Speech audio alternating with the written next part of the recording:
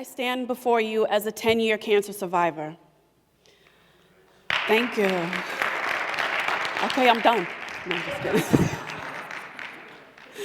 And I have ADD, attention deficit disorder. I've been challenged with depression as a young person, and as a result of my cancer, I now have hypothyroidism, a chronic hormone deficiency. And a groundbreaking study in 1995 predicted that all of this could happen. 1995, remember? Not that long ago. Here we have a young Sheri Best who dreamed of becoming a psychotherapist. Fast forward, she did that. Also, through a joint venture with the CDC, Center for Disease Control and Prevention, and Kaiser Permanente, insurance giant, the ACE study was born. The Adverse Childhood Experiences ACE study is one of the most extensive examinations of child maltreatment and other traumas and the lifetime impact on health and well-being. In 10 questions, the ACE questionnaire explores the following childhood adversities, again known as ACEs. You give yourself 1 point for each ACE you answer yes to. Your total yeses is your ACE score. Keep in mind, these had to occur before the age of 18. Emotional abuse, physical abuse, sexual abuse, single or recurring event, emotional neglect, physical neglect, divorce or parental separation, witnessing domestic violence, substance abuse in the household, mental illness in the household, criminal behavior, household member who went to prison. So if as a child you had an alcoholic or drug-addicted parent, had a parent who used intimidation as a means to communicate or discipline you, seen one parent hit or threaten the other, went without food often, lived away from your biological parents, had a parent who withheld emotional support and love, had parents who divorced, you have endured trauma.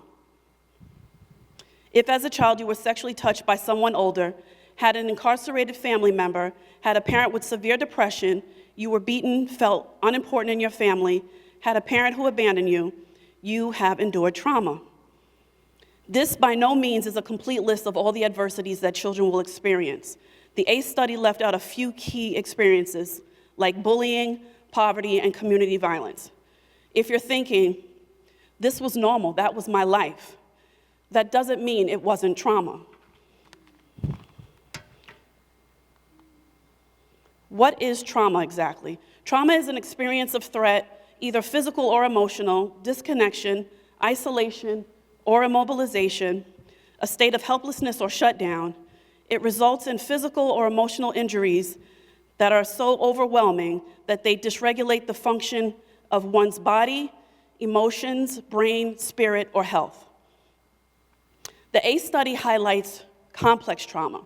Trauma that occurs early in life is invasive, interpersonal, severe, and pervasive. Complex trauma disrupts normal childhood development and the child's ability to form secure attachments and a healthy sense of self. Complex trauma is not about the less frequent, devastating events like earthquakes or car accidents. It's about the things that are endured much more often for longer periods of time by people we trust during one of the most vulnerable points in our life, childhood. My role as a trauma therapist isn't to be the Debbie Downer of the room today. It's to educate you and my clients on how trauma impacts mental, behavioral, emotional, physical, and spiritual well-being, and offer you skills and strategies to heal. Without realizing it, I was one of my very first clients. I spent most of my childhood trying to understand why I had no relationship with my father. If asked, I'm sure he would deny that, but his disinterest in me told me different. My father wasn't an addict or an alcoholic. He didn't live across the country. In fact, he lived 2 miles away. He wasn't incarcerated. He didn't have any other children when I was a child. He was a hardworking Caribbean man who just didn't understand his role as my father. Instead of my first love, my father was my first and longest heartbreak. A father's love for his daughter through consistent action is the foundation for her healthy sense of self-worth, self-love, and value. I didn't get that foundation, and I didn't understand why.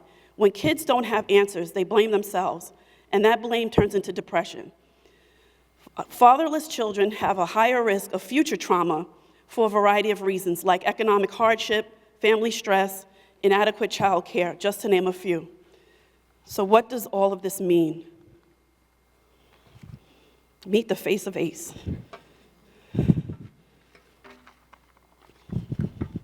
The ACE study was conducted over 2 years with over 17,000 participants.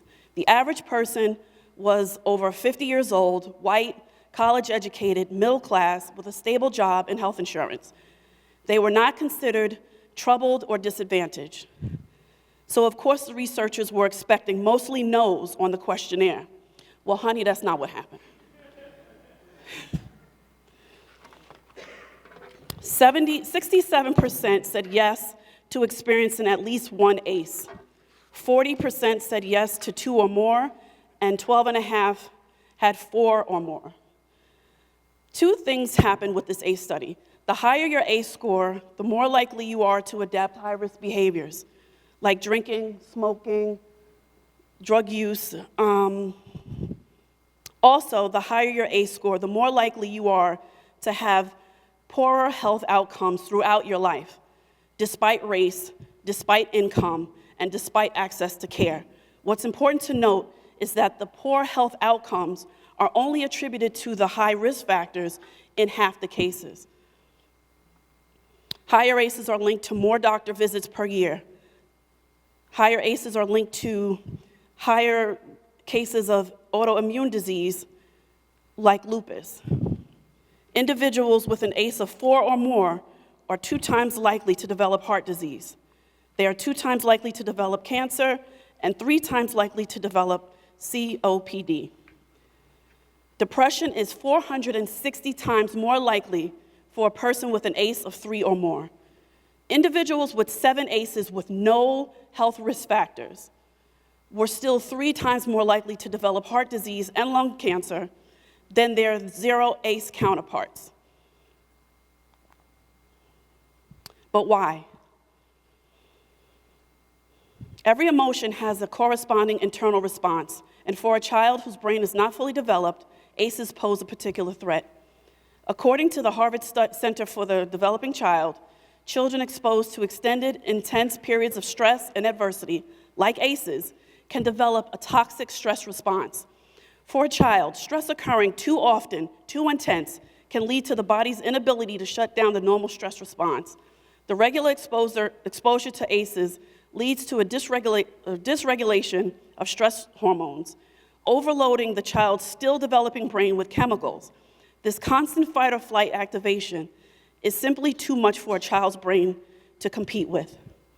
This causes chronic inflammation and hormonal changes. It alters DNA and cell replication, disrupting the development of other body systems, increasing the risk of a myriad of diseases and disorders, even decades after the experiences. Early signs that a child you know or yourself as a child may have been impacted by toxic stress are as follows. In babies, growth delay, cognitive delay, and sleep disruption. School-aged children, high rates of asthma with poor response to emergency medications, greater rates of infection, like ear infections, viral infections, and pneumonia, learning difficulty, and behavioral problems. In adolescents, increased obesity, violence, smoking, bullying, early sexual activity, and pregnancy. If you see this, check the ACEs. Okay, y'all. By now, you're wondering if there's any good news. There's good news. I'm not here just to bring you down. We all have the ability to heal ourselves. Now that you know your ACEs, you can make the changes to reduce the impact on your neurobiology. You can rewrite the toxic stress response. Dr. Nadine Burke-Harris suggests a 6-pronged approach to rewiring the stress response. Children respond better to actions taken to heal the toxic stress response, but it's never too late. Sleep is an active period in time where important processing, restoration, and stress and strengthening occurs. Mindfulness is maintaining a moment-by-moment awareness of our thoughts, feelings, body sensations, and surrounding environments. Nutrition, reducing processed foods and sugars, adding in greens and fruits and fermented foods can play a critical role in healing the gut and supplying the body with the serotonin and nutrients it needs. Mental health. Therapy can actually help you to create new neural pathways to allow new, more healthy thoughts and behaviors to take hold. Therapy can also repair DNA at the molecular level. Exercise in general helps to release endorphins into the body that not only make you happy, but help to reduce stress and improve sleep. It can release stored up muscular tension after years of being in fight or flight and dull the inflammatory response. At my practice, Broadhollow Psychotherapy, we provide yoga each week. Yoga is an effective way to decrease depression and anxiety by decreasing blood flow to our brain's fear center and promoting the secretion of calming chemicals like GABA.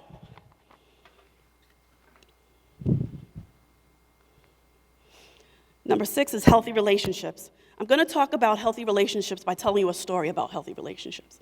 This is my goddaughter, Sheri-Ann, and her grandfather, Isaiah Williams, AKA Cheyenne papa, at her sweet 16 in July. Who knew 16 years ago that they would be a part of my healing journey? Sheri-Ann and I have great car rides. The distance between her house and mine is just enough to have a mini concert and dance party. I do some itinerary planning and get a rundown of what's going on in her world. Sheri-Ann and I have a common hurt, our dads. Different stories, same pain. During one of our rides to Long Island, Sheri-Ann says to me, "My mom is my sister." I didn't know what she meant. My mom and I are sisters because Papa is my father too. She listed all the reasons why this was true for her: his guidance, discipline, consistency, concern, money, support, jokes, protection, his unwavering love for his family, and most of all, her. We'd been having dad conversations for a few years at that point. When Sheri-Ann was about 9, she said, "My mom said I should talk to you sometime about my dad because she doesn't always know how it feels." She said, "You do." Her mom is one of my best friends, my sister really, so she knew. The first conversation was tough because despite my work, I had this dad-sized hole in my soul. I remember saying to her, "Maybe I went through the things I did so I can help you today. Sometimes that's how God works." Little did I know. I knew everything Sheri-Ann said about Mr. Williams was true. I admired her mom and grandfather's relationship for years. We talked about how God gives us the people that we need and other things. As we're talking, a shift is happening to me. Usually the compare and contrast of dad's stories would stir up all types of emotions.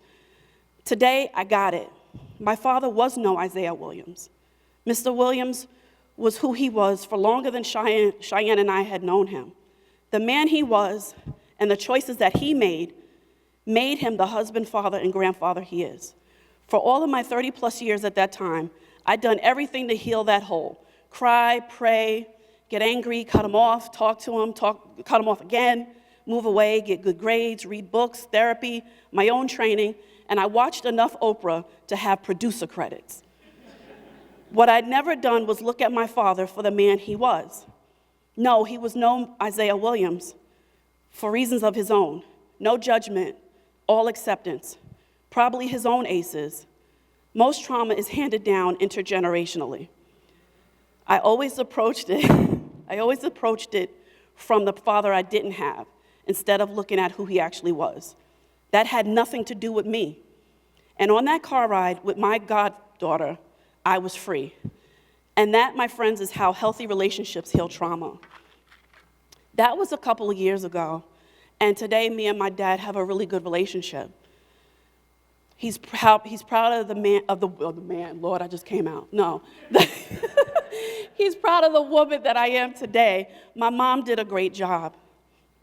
The paradox that ACEs present is that the body's innate instinct and desire to survive is the very thing that helps us through our ACEs. But if it happens too much for too long at a young age, it sets us up for dysfunction, disease, and disorder. Be a hero to a child that you know is having a hard time. And for yourself, now you know your ACEs. Do your work.